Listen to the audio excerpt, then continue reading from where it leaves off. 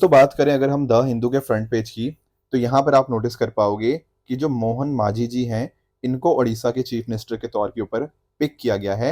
ये 4 बार के एमएलए रहे हैं एंड अब ये यहाँ पर ओडिशा के चीफ मिनिस्टर बनने जा रहे हैं। इसके साथ ही अगर मैं बात करूं, यहाँ पर आप नोटिस कर पाओगे कि जो लेफ्टिनेंट जनरल उपेंद्र द्विवेदी जी हैं, ये नए आर्मी चीफ बनने जा रहे हैं। दरअसल में जो करंट में काम कर रहे हैं, आप जानते होंगे, जनरल मनोज पांडे जी, उनका टेन्योर 30 जून को खत्म हो जाएगा। उसके बाद लेफ्टिनेंट जनरल उपेंद्र द्विवेदी जी हमारे नए आर्मी चीफ के रूप के ऊपर काम करेंगे। ये अभी करंटली वाइस चीफ की तरह काम कर रहे हैं। दोस्तों स्टार्ट करते हैं आज की डिस्कशन। डेट है आज की 12 जून 2024 एंड आप सभी का स्वागत है आज के प्रीलिम बूस्टर न्यूज डिस्कशन के अंदर। पहला जो हम टॉपिक डिस्कस करेंगे वो है आदित्य L1 मिशन के रिगार्डिंग। देखो, पहले अगर आप कंटिन्यूअसली प्रीलिम बूस्टर देखते हो ना, तो हमने कई बार डिस्कशन किया है आदित्य L1 मिशन के रिगार्डिंग। अब एक्चुअल में यहाँ पर जब मैं बात करता हूँ आदित्य, आदित्य का मतलब अगर आप हिंदी में जानते हो तो सूरज होता है, सन की बात कर रहे हैं। और जब मैं बात करता हूँ L1 की, तो दरअसल में ना यहाँ पर आपको लेग्रांज पॉइंट्स देखने को मिल जाएंगे। अब है क्या, यहाँ पर आपको 5 लेग्रांज पॉइंट्स, लेग्रांज पॉइंट 1, 2, 3, 4 और 5, ये 5 आपको लेग्रांज पॉइंट देखने को मिलते हैं। पर होते क्या है सर ये लेग्रांज पॉइंट? देखो, लेग्रांज पॉइंट के ऊपर क्या होता है ना, दो मैसिव बॉडीज का जो ग्रेविटेशनल फोर्स है, वो एक दूसरे को पूरी तरह से क्या करता है, बैलेंस आउट कर देता है। जिस वजह से आपके जो भी आपका ऑब्जेक्ट होगा, उसको ज्यादा ना उसके अराउंड ऑर्बिट कर पाएगा। जैसे मैं आपको एग्जांपल समझाता हूँ, जैसे ये रहा आपका लेग्रांज पॉइंट 1, ठीक है ना। हमने आदित्य L1 को यहाँ पर यहाँ पे हमें अकॉर्डिंगली सेंड किया हुआ है। अब एक चीज आप नोटिस करो, एक तरफ आपका सूरज हो गया, एक तरफ यहाँ पे आपकी धरती हो गया, ठीक है। तो दो मैसिव बॉडीज आ गया, तो इनका जो भी ग्रेविटेशनल फोर्स होगा ना एक दूसरे का, वो बैलेंस आउट कर देगा जो भी इनका सेंट्रीपिटल फोर्स होगा। तो अकॉर्डिंगली वो उस पर्टिकुलर ऑब्जेक्ट जो यहाँ पे आदित्य L1 है, वो अकॉर्डिंगली उसको ऑर्बिट करता रहेगा। इसका फायदा ये भी है, यहाँ पर आदित्य L1 मतलब L1 लेग्रांज पॉइंट के होने की वजह से यहाँ पर एक्लिप्स का या ऑकुल्टेशन का, ये सब चीजों का हमें दिक्कत नहीं आती एंड हम कंटिन्यूअसली सूरज को ऑब्जर्व करते रह सकते हैं। तो इस तरह के 5 लेग्रांज पॉइंट होते हैं, जिनमें से L1, L2, L3 ये अनस्टेबल होते हैं एंड L1, 4 एंड 5 ये आपके स्टेबल लेग्रांज पॉइंट माने जाते हैं, ठीक है। अब एक्चुअल में ये आदित्य L1 जो मिशन है, डेफिनेटली हमें मदद कर रहा है सूरज को स्टडी करने की regarding. Plus at the same time हम सन को ऑब्जर्व कर रहे हैं। डिफरेंट डिफरेंट आपके जो सोलर फिनोमेना होते हैं, उनको ऑब्जर्व करने में हमारी मदद कर रहा है। सन के अकॉर्डिंग जो एटमॉस्फेयर है उसको स्टडी करने में हमारी मदद कर रहा है। Plus at the same time आप जानते होंगे ना अरोरास के बारे में। पिछले महीने हमने अरोरास के बारे में डिस्कस किया था कि औरोरा ऑस्ट्रेलिस होता है सदर्न हेमिस्फीयर के अंदर, एंड उसी तरह से जिनको हम औरोरा बोरियोलिस के नाम से जानते हैं या नदर्नी लाइट्स के नाम से भी जानते हैं, राइट। ये सब चीजें क्यों होती हैं? दीज आर बिकॉज ऑफ जो सोलर फ्लेयर्स होती हैं, उसकी वजह से हमें ये चीजें देखने को मिल जाती हैं। कोरोनल मास इजेक्शन, आप ये चीज जानते होंगे। इंटेंस यहाँ पे ना सूरज की तरफ से इंटेंस जियोमैग्नेटिक स्टॉर्म्स हमारी तरफ देखने को मिल जाते हैं। तो यहाँ पर आदित्य L1 ने ना इन सब चीजों को कैप्चर किया। Plus at the same time ISRO ने भी सन की इमेजेस रिलीज की हैं जो आदित्य L1 पेलोड ने यहाँ पर कैप्चर करी हैं। दो चीजों के बारे में आपको डेफिनेटली जानना चाहिए यहाँ पे, एक है सूट, एक है आपका VELC। सूट क्या है? Solar ultraviolet imaging telescope. ये सोलर फोटोस्फेयर हो गया, सोलर क्रोमोस्फेयर हो गया, उन चीजों को इमेज करता है, राइट। एंड जो भी इंफॉर्मेशन यहाँ से निकलती है हमारे तक पहुंचती है। Plus at the same time VELC, visible emission line coronagraph, ये सोलर के कोरोना को स्टडी करता है। एंड जो भी कोरोनल मास इजेक्शन जो मैं बात कर रहा था ना, इंटेंस जियोमैग्नेटिक स्टॉर्म्स की, वो हमें यहाँ पे स्टडी करने में हमारी यहाँ पे मदद करता है। तो ये है आपका आदित्य L1 मिशन। बाकी आप चीजें जान चुके होंगे कि किस तरह से जो आपकी लोकेशन है, राइट, अब सूरज इतनी दूर है अर्थ से, उसको स्टडी करने के अंदर ये हमारी मदद करता है। Plus at the same time यहाँ पर आपको टोटल 7 पेलोड्स आपको देखने को मिल जाएंगे। ये लॉन्च किया गया था by polar satellite launch vehicle XL-C57 के माध्यम से। तो जो भी हीटिंग है, सोलर विंड है, उसको हम स्टडी कर पाएंगे एंड अकॉर्डिंगली हमें एक अच्छा खासा डेटा इसके रिगार्डिंग मिल पाएगा। आदित्य L1 तो भारत का मिशन है। इसी तरह से आपको नासा का पार्कर सोलर प्रोब हो गया, इसके अलावा चाइना का क्वाफू 1 सोलर प्रोब, एंड साथ ही साथ यूरोपियन स्पेस एजेंसी का आपको सोलर एंड हीलियोस्फीयर ऑब्जर्वेटरी भी आपको देखने को मिल जाएगी। तो इंडिया का तो पता ही होना चाहिए, एक बेसिक आइडिया आपको बाकियों के रिगार्डिंग भी होना चाहिए। दोस्तों आगे बढ़ने से पहले एक छोटे से इन्फॉर्मेशन आप सभी के लिए, 22 जून को यूपीएससी का सबसे बड़ा फेस्टिवल प्रतिज्ञा दिवस यहाँ पे सेलिब्रेट किया जा रहा है। दोस्तों, एक तो आप इसको ऑनलाइन ज्वाइन कर सकते हैं, नो डाउट अबाउट इट। हमारे जो यूट्यूब चैनल है ओनली आईएएस यूपीएससी, इसका जो लिंक होगा मैं नीचे डिस्क्रिप्शन में दे भी दूंगा, वहां पर आप ज्वाइन कर सकते हो 22 जून को। Plus at the same time ना, पटना के अंदर ये जो आपको जगह यहाँ पे मेंशन्ड है, गांधी मैदान पटना, वहां पर ये मेन इवेंट को किया जा रहा है। तो डेफिनेटली सुमित सर के साथ हमारी डिफरेंट डिफरेंट और भी फैकल्टीज होंगी। अपने आप में यूपीएससी के सबसे बड़ा फेस्टिवल है प्रतिज्ञा दिवस, तो डेफिनेटली आप सभी लोग भी इसके अंदर रजिस्टर कर सकते हैं एंड हमारी टीम आपको बिल्कुल मिलने के लिए पूरी तरह से रेडी है। दोस्तों, आगे जो टॉपिक हम डिस्कस करेंगे दैट इज एम आईसीडी के वाटर चैलेंज 4.0। देखो, नीति आयोग के बारे में आप जानते होंगे, इन यूपीएससी ने अटल इनोवेशन मिशन के ऊपर क्वेश्चन भी पूछा हुआ है कि नीति आयोग के द्वारा इसको लॉन्च किया गया था। ठीक बात है, अटल इनोवेशन मिशन के अंतर्गत बहुत सारी चीजें होती हैं। हम इनोवेशन की बात करते हैं, नई नई टेक्नोलॉजीज की बात करते हैं। नीति आयोग तो आप जानते होंगे एक थिंक टैंक है हमारी कंट्री का। अब यहाँ पर ना एम तो हमें समझ आ गया, अटल इनोवेशन मिशन। उसके साथ ही ना आपको यहाँ पे डेनमार्क का एक इनोवेशन सेंटर देखने को मिलेगा। जैसे इंडिया का अटल इनोवेशन मिशन हो गया, उसी तरह से डेनमार्क का क्या हो गया, इनोवेशन सेंटर डेनमार्क, जिसको बोल दिया आईसीडी के। अब दोनों ना हर साल यहाँ पे क्या कर रहे हैं, ये ना अपने अपने वाटर चैलेंज के लिए लेकर आते हैं, और यहाँ पर इसका 4th एडिशन हमें देखने को मिला है। अब यहाँ पर होगा क्या, देखो दुनिया भर में पानी की बहुत सारी समस्याएं हमें देखने को मिलती हैं। उन समस्याओं को हम सॉल्व करने के लिए क्या इनोवेटिव सॉल्यूशंस लेकर आ सकते हैं, यही यहाँ पे चैलेंज है। एंड उसी का आपको ये 4th एडिशन आपको देखने को मिल जाएगा। तो दोनों इंडिया एंड डेनमार्क दोनों साथ में आए हैं ताकि पानी के रिगार्डिंग जो भी समस्याएं हैं हम उनको कैसे सॉल्व कर सकते हैं, plus at the same time कैसी अच्छी अच्छी सस्टेनेबल स्ट्रेटेजीज हम बना सकते हैं। अब आप पूछेंगे इनमें पार्टिसिपेट कौन करेगा। देखो, इनमें पार्टिसिपेट करेंगे स्टूडेंट्स हो गए आपके, और जो भी यंग एंटरप्रेन्योर्स हैं अंडर द एज ऑफ 35। तो जो भी अर्ली एज स्टार्टअप्स हो गया, रिसर्चर्स हो गया, यंग इनोवेटर्स हो गया, वो अपना दिमाग लगाएंगे कि कैसे जो भी वाटर इश्यूज हैं उनको रिजॉल्व करने के लिए हम अच्छे सोल्यूशंस लेकर आ सकते हैं। That is the purpose of M ICD के वाटर चैलेंज 4.0। अगला जो हम टॉपिक डिस्कस करेंगे थोड़ा इंडियन ओशन को समझने की कोशिश करेंगे। देखो, दरअसल में ना पिछले कुछ समय के अंदर इंडियन ओशन के रिगार्डिंग बहुत सारे आर्टिकल्स आते जा रहे हैं। दुनिया भर में अटेंशन भी इसके रिगार्डिंग बढ़ती जा रही है। अगर आप डिफरेंट मैगजीन्स को फॉलो करोगे तो उसमें भी ना इंडियन ओशन का जिक्र बार बार हो रहा है। क्यों? क्योंकि यहाँ पे गर्मी बहुत ज्यादा बढ़ रही है, रैपिड वार्मिंग हो रही है, ठीक है ना। ओशन का टेम्परेचर यहाँ पे इंक्रीज हो रहा है, एंड इसका बाकी ओशियंस के ऊपर क्या इन्फ्लुएंस है उसके रिगार्डिंग भी बार बार चर्चा हो रही है। तो थोड़ा सा हम इसकी लोकेशन को जानने की कोशिश करेंगे, क्या क्या चीजें हैं वो सब ऑल हम डिस्कस करेंगे। दुनिया का आपको ये तीसरा सबसे बड़ा ओशन आपको देखने को मिल जाएगा, जो दुनिया का पानी सरफेस का लगभग 20% एरिया कवर करता है। यहाँ पर नदन साइड के अंदर आपको एशिया, आपको वेस्टर्न साइड के अंदर आपका अफ्रीका, यहाँ पे ईस्टर्न साइड के अंदर ऑस्ट्रेलिया, एंड सदर्न साइड के अंदर आपको सदर्न ओशन या अंटार्कटिका देखने को मिल जाएगा। अब देखो, ये एकमात्र ऐसा ओशन है इंडियन ओशन जो इंडिया के नाम के ऊपर पड़ा हुआ है, ठीक है। कंट्री के नाम के ऊपर आपको एक ओशन देखने को मिल जाएगा। इंडियन ओशन को पहले ना ईस्टर्न ओशन के नाम से भी जानते थे, राइट। यहाँ पर कुछ छोटे छोटे सीज आपको देखने को मिल जाएंगे, जैसे आपका अरेबियन सी हो गया, बे ऑफ बंगाल हो गया, आपका अंडमान सी हो गया, आपका लक्षद्वीप सी हो गया। तो ये कुछ पॉइंटर्स भी आपको यहाँ पे पता होने चाहिए।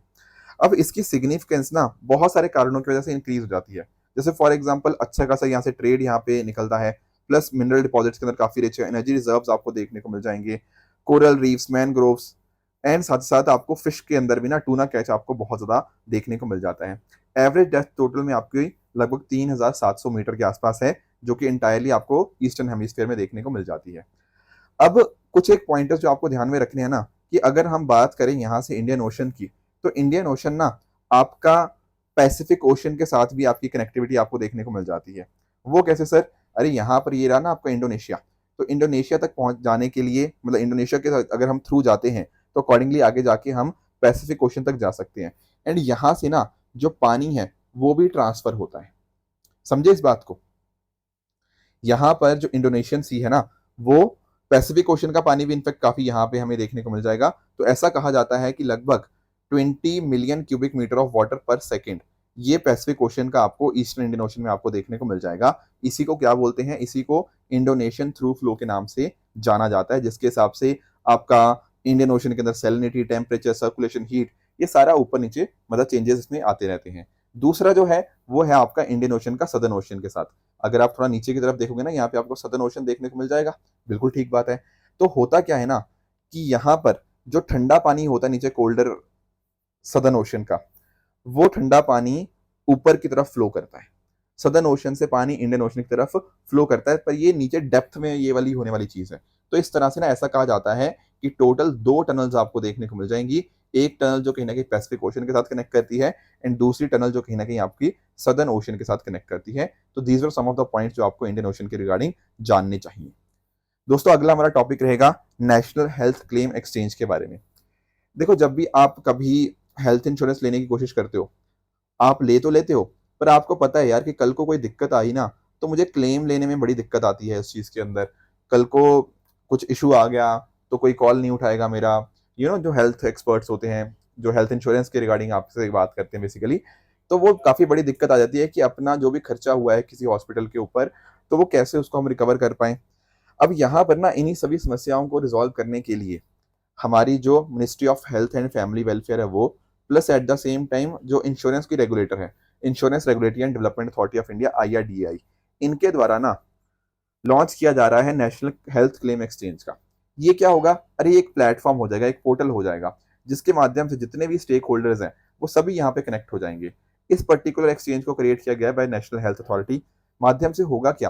देखो, यहाँ पर ना जैसे जो भी हेल्थ क्लेम्स होंगे उनके लिए सबके लिए एक सिंगल प्लेटफॉर्म हो जाएगा। जैसे यहाँ पर मैं भी हूँ, मैं मतलब ऐसा, मैं जो पेशेंट जिसने हेल्थ इंश्योरेंस ले रखा है, वो आपके जो अलग अलग कंपनीज हैं वो भी आपको यहीं पे देखने को मिल जाएंगी, और आपके हॉस्पिटल्स भी यहाँ पे सामने आ जाएंगे। तो एक तरह से ना एक सिंगल प्लेटफॉर्म, एक सेंट्रलाइज हब यहाँ पे बन जाएगा। आजकल पता क्या होता है, हॉस्पिटल्स को भी ना बहुत दिक्कत आती है। पता क्यों दिक्कत आती है? क्योंकि देखो, इतनी सारी आजकल हेल्थ इंश्योरेंस कंपनीज हैं। अब इनके पोर्टल के ऊपर जाके देख करो, इनके पोर्टल के ऊपर चेक करो, बहुत ना एक बंदे को यहाँ पे जो बैठा हुआ है हॉस्पिटल के अंदर, उसको मैनेज करना भी बहुत डिफिकल्ट हो जाता है। अगर एक सिंगल प्लेटफॉर्म होगा ना, तो उससे सारी दिक्कतें हर पर्टिकुलर एंटिटी की यहाँ पे रिजॉल्व हो जाएंगी। आपको क्लेम का प्रोसेस भी आपके लिए आसान हो जाएगा, प्रॉपर इन्फॉर्मेशन यहाँ पे शेयर हो जाएगी, सारा चीजें ना आपस में इंटरऑपरेबल हो जाएगी। Plus at the same time यहाँ पर आपके हॉस्पिटल्स को थोड़ा इंसेंटिवाइज देना पड़ेगा। बिल्कुल ठीक बात है। तो यहाँ पर सरकार के द्वारा ऐसा बोला गया है कि अगर ऐसा कुछ होता है इस पर्टिकुलर एक्सचेंज के माध्यम से, तो वहां पे हॉस्पिटल को बेनिफिट क्या होगा कि या तो 500 रुपया पर क्लेम, या 10% ऑफ क्लेम अमाउंट, जो भी कम होगा वो बेनिफिट उस हॉस्पिटल को अकॉर्डिंगली मिल पाएगा। तो इससे कहीं ना कहीं प्लेटफॉर्म की पॉपुलैरिटी और बढ़ती रहेगी। इससे एफिशिएंसी, ट्रांसपेरेंसी बढ़ेगी, हॉस्पिटल्स का जो एडमिनिस्ट्रेटिव बर्डन है वो कम हो जाएगा, प्लस वो डायरेक्टली इसी प्लेटफॉर्म के ऊपर डील करेंगे। और जो कैशलेस क्लेम्स होंगे ना, उनके लिए टाइम दे दिया गया है 3 घंटे का टाइम, तो उनकी भी जल्दी से प्रोसेसिंग हो पाएगी। डेटा वगैरह को हम स्टडी कर पाएंगे, ये सब चीजें हो गया। ऑनलाइन चीजों को ट्रैक कर पाएंगे कि मान लो यार क्लेम वगैरह था, क्या उसका स्टेटस अभी क्या है, क्या हिस्ट्री है, ऑल दोस थिंग्स, परफॉर्मेंस कितने टाइम में वो चीज कर पा रहे हैं। ठीक है, तो सारे ये बेनिफिट्स हो जाएंगे, सारी चीजें अपना स्ट्रीमलाइन प्रोसेस के अंदर काम हो पाएगा, एंड चीजों का डिजिटलाइजेशन भी हो पाएगा, एंड फाइनेंशियल इंसेंटिव भी अकॉर्डिंगली मिल पाएंगे। तो ये सारे बेनिफिट्स हैं नेशनल हेल्थ क्लेम एक्सचेंज के। अब आप लोग IRDAI के बारे में जानते ही होंगे, जो आपका इंश्योरेंस सेक्टर है उसको सुपरविजन करना, उसको डेवलप करना, यही IRDAI का काम रहता है। IRDAI अपने आप में एक स्टैट्यूटरी बॉडी है, जो IRDA एक्ट 1999 के माध्यम से बनी थी। काम इसका यही कि जो भी आपके पॉलिसी होल्डर है, जो भी आपके इंश्योरेंस सेक्टर के अंदर लोग इसको यूटिलाइज करते हैं, उनका पॉलिसी होल्डर्स का इंटरेस्ट को हम यहाँ पे प्रोटेक्ट कर पाए। कुछ भी रेगुलेशंस चाहिए होती हैं इंडस्ट्री को अच्छे से ऑपरेट करने के लिए, तो इनके द्वारा ही लाई जाती हैं। इनके हेडक्वार्टर्स आपको हैदराबाद, तेलंगाना में देखने को मिल जाएंगे। ध्यान रखने वाली बात यह है कि इसके अंतर्गत लाइफ इंश्योरेंस कंपनी भी आती हैं, जैसे आपका LIC हो गया, तो दोनों पब्लिक और प्राइवेट सेक्टर कंपनीज इसमें इंक्लूडेड हैं। प्लस आपकी जनरल इंश्योरेंस कंपनी, जहां पर आपका हेल्थ इंश्योरेंस, आपका कार इंश्योरेंस, और भी जो आप इंश्योरेंस कराते हो वो सारा इसके अंतर्गत आ जाता है। प्लस कई बार ना ऐसा चीजें भी होती हैं कि आपकी इंश्योरेंस कंपनी की ही इंश्योरेंस है, मतलब आप समझो इस बात को, आपने इंश्योरेंस करवाई एक इंश्योरेंस कंपनी से, फिर इस कंपनी ने भी अपने आप की इंश्योरेंस किसी और दूसरी कंपनी से करवा रखी है। ऐसी चीज को जनरली हम री इंश्योरेंस बोल देते हैं। तो वो सब चीजें भी IRDAI के अंदर ही कवर हो जाती हैं। अगला दोस्तों हमारा टॉपिक रहेगा NCMC के बारे में, नेशनल क्राइसिस मैनेजमेंट कमेटी। अब ये क्या है सर NCMC? देखो, NCMC को ना हमारे जो यूनियन कैबिनेट सेक्रेटरी हैं वो यहाँ पे हेड करते हैं, वो इसको चेयर करते हैं। एंड इनका काम ये रहता है कि देश में जो भी आपको नेचुरल डिजास्टर्स देखने को मिलेंगे, उनके लिए हम कितना प्रिपेयर्ड हैं, ठीक है ना। तो उनको प्रिपेयर्डनेस के हमारे जो मेजर्स हैं उनको रिव्यू करना, आपस में मिलकर कैसे हम रिलीफ एफर्ट्स को कोऑर्डिनेट कर सकते हैं, वो यहाँ पे देखा जाता है। एंड अगर किसी स्टेट गवर्नमेंट को कुछ हेल्प चाहिए हो, हेल्प मतलब लॉजिस्टिक सपोर्ट चाहिए हो, तो वो भी यहाँ पे इनके द्वारा ही प्रोवाइड करी जाती है। कोशिश ये रहती है कि कम से कम लॉस ऑफ लाइफ हो इन नेचुरल डिजास्टर्स की वजह से कम डैमेज हो। तो डैमेज को कैसे मिनिमाइज करना है, ये सारा काम आपका नेशनल क्राइसिस मैनेजमेंट कमेटी का ही रहता है। ध्यान रखने वाली बात यह है कि कैबिनेट सेक्रेटरी इसको चेयर करते हैं, कोई और चेयर नहीं करता। एंड इसी पर्टिकुलर कमेटी के अंदर आपके secretary to prime minister, secretary to ministry of home affairs, secretary to defence, agriculture and corporation, रॉ एंड आईबी के जो डायरेक्टर्स होते हैं वो भी यहाँ पे इसके आपको मेंबर्स देखने को मिल जाएंगे। तो जब भी कभी जरूरत पड़ती है तो क्राइसिस मैनेजमेंट ग्रुप को भी ये अकॉर्डिंगली डायरेक्शंस देती है, जिसके माध्यम से हम मेजर क्राइसिस को डील करने में सक्षम बन पाते हैं। अभी रिसेंटली इनकी मीटिंग हुई थी जहां पर इन्होंने डिस्कस किया कि कैसे हम हीट वेव्स और फॉरेस्ट फायर्स को कैसे टैकल कर सकते हैं, क्या प्रिपेयर्डनेस हमारी सही है या नहीं है, वो सब रिगार्डिंग इसकी मीटिंग हुई। आई होप आप एनसीएमसी के बारे में समझ गए होंगे। दोस्तों कल मैंने आपको ना लोनक लेक के बारे में क्वेश्चन पूछा था। जब हम चलेंगे सिक्किम की तरफ ना, तो आपको यहाँ पर सिक्किम में लोनक लेक आपको देखने को मिल जाएगी, यहाँ पर आप इसको नोटिस कर पाओगे। दरअसल में ना हमें थोड़ा सा एक आइडिया चाहिए कि हम इसको डिस्कस क्यों कर रहे हैं। देखो डिस्कस इसलिए किया जा रहा है क्योंकि ना यहाँ पर ना पिछले साल के अंदर हमें ग्लेशियल लेक आउटबर्स्ट फ्लड का हमें केस देखने को मिला। अब आप बोलेंगे सर ये क्या होता है ग्लेशियल लेक आउटबर्स्ट फ्लड। देखो यहाँ पे आप नोटिस करो, जैसे आपके ग्लेशियर्स होते हैं, ठीक है। अब ग्लेशियर्स के पास में ना इस तरह से एक लेक बन जाती है, ठीक है। पर ये लेक ना, इसका जो पानी होता है वो यहाँ पे रुका रहता है। क्यों रुका रहता है? क्योंकि यहाँ पे एक गड्ढा सा बना हुआ है, उस गड्ढे में पानी हो गया है। पर आप एक बात नोटिस करो, किसी कारण की वजह से अगर मान लो जैसे ग्लेशियर का कोई टुकड़ा आके यहाँ पे गिर गया या कुछ बहुत ज्यादा बारिश होगी, तो आपको नहीं लगता ये जहां पे दीवार सी बनी हुई थी एक तरह से, जिस दीवार ने इस पानी को रोका हुआ था, वो दीवार टूट जाएगी? बिल्कुल। एंड उसकी वजह से पता क्या होगा, बहुत बहुत बहुत सारा पानी फिर नीचे गिर जाएगा।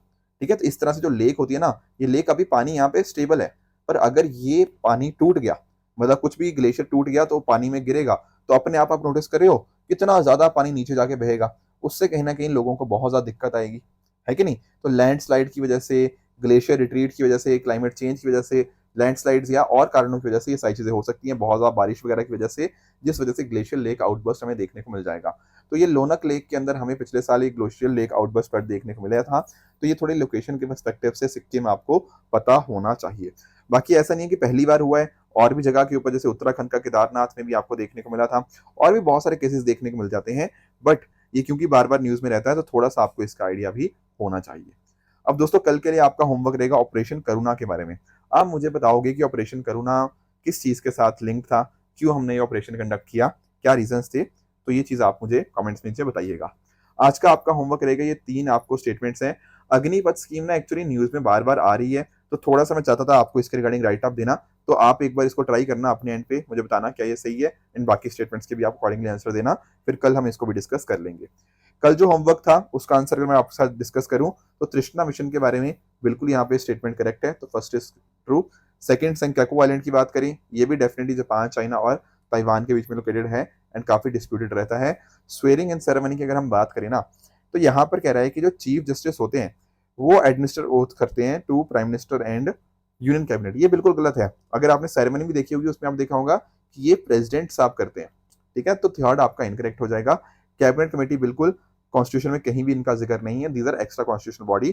तो ये चौथा आपका करेक्ट स्टेटमेंट बन जाएगा। आज का आपका होमवर्क रहेगा, पहला क्वेश्चन आपका पॉलिटी के कॉन्टेक्स्ट में है, जहां पर हम कंटेम्प्ट ऑफ कोर्ट के रिगार्डिंग क्वेश्चन पूछा गया है, तो इसका आंसर आप मुझे बता सकते हो। दूसरा आपका होमवर्क रहेगा with regards to GEAC, genetic engineering appraisal committee का आंसर भी आप मुझे कमेंट्स में बताइएगा। कल हमने चंपारण सत्याग्रह के रिगार्डिंग आपको होमवर्क दिया था। देखो बहुत ही इजी आंसर है ये चंपारण सत्याग्रह का। अगर आपने इसको पढ़ा हुआ होगा ना, तो आप जानते होंगे कि चंपारण क्यों न्यूज में रहा, क्योंकि महात्मा गांधी जी का one of the initial experiment क्या था, चंपारण सत्याग्रह इंडिया के अंदर। यहाँ पर ना दरअसल में 3 कथिया सिस्टम को यूटिलाइज किया जाता था। मतलब कत्था होता है, मतलब एक्चुअल में ना 20 में से 3 जो यूनिट होगा पार्ट ऑफ लैंड, उसके अंदर इंडिगो ग्रो करना मैंडेटरी कर दिया गया था। पर कहीं ना कहीं साथ ही साथ अपने प्रॉफिट को बढ़ाने के लिए यूरोपियन प्लांटर्स ने बहुत ज्यादा रेंट और फीस डिमांड करी। फिर राजकुमार शुक्ला जी ने इनवाइट किया कि आप गांधी जी को कि आप आइए यहाँ पे देखिए। एंड अकॉर्डिंगली इसके बेसिस के ऊपर ना होता पता क्या है, यहाँ पर हमारा जो पीजेंट्स होते हैं वो यहाँ पे हमारे इन्वॉल्व हो जाते हैं इस चीज़ के अंदर। तो ये कुछ पॉइंटर्स थे जो आपको पता होने चाहिए चंपारण सत्याग्रह के बारे में। देखो वैसे भी एग्जाम के लिए आपका चंपारण हो गया, आपके जो भी गांधी जी के इनिशियल टाइम्स में सत्याग्रह थे ना, उसके बारे में आपको बिल्कुल एक आइडिया होना चाहिए, चाहे वो खेड़ा सत्याग्रह हो गया, अहमदाबाद मिल स्ट्राइक हो गया, ये इनका फर्क, इनके अंदर क्या क्या चीजें हुई थी, ये डेफिनेटली आपको काफी डिटेल में जानना चाहिए। दूसरा आपको होमवर्क ये पूछा गया था कि फर्टिगेशन के क्या क्या एडवांटेजेस होते हैं। देखो जब हम बात करते हैं ना फर्टिगेशन की, तो आपको ये जानना होगा कि बाकी सारी स्टेटमेंट्स तो आपको ठीक देखने को मिल जाएंगी, पर देखो यहाँ पे एक तो ऑप्शंस एक बार आप गो थ्रू कीजिए। यहाँ पर ना ऑप्शंस आपको हेल्प कर रहे हैं ये बताने के अंदर कि एक कोई स्टेटमेंट आपको गलत ढूंढनी है। तो अगर आप एक बार सेकंड स्टेटमेंट देखोगे तो अपने आप में काफी ज्यादा एक्सट्रीम स्टेटमेंट मिल जाती है कि रॉक फॉस्फेट एंड जितने भी सभी फॉस्फेट फर्टिलाइजर होते हैं उनका एफिशिएंट एप्लीकेशन अपने आप में पूरी तरह से पॉसिबल है। ये जो ऑल वगैरह हो गया ना, इसकी वजह से आप नोटिस करोगे ये स्टेटमेंट काफी एक्सट्रीम बन गई है। बाकी फर्टिगेशन के माध्यम से डेफिनेटली आप इरिगेशन वाटर की अल्कलिनिटी को कंट्रोल कर पाओगे, न्यूट्रिएंट्स आप प्रोवाइड कर पाते हो अच्छे से, इफेक्टिव यूटिलाइजेशन उनका हो पाता है, एंड केमिकल न्यूट्रिएंट की लीचिंग भी आप उनमें रिडक्शन देख पाओगे। तो 1, 3 एंड 4 यहाँ पे बिल्कुल ठीक आंसर रहेगा, option C will be the right answer. दोस्तों ये था आज का होमवर्क। अगर आप उसकी पीडीएफ चाहिए तो आप हमारे Telegram channel PW only IAS Vishwa जाके इसकी पीडीएफ डाउनलोड कर सकते हो, अपनी प्रिपरेशन को और भी बेहतर बना सकते हो। Thank you very much for the discussion.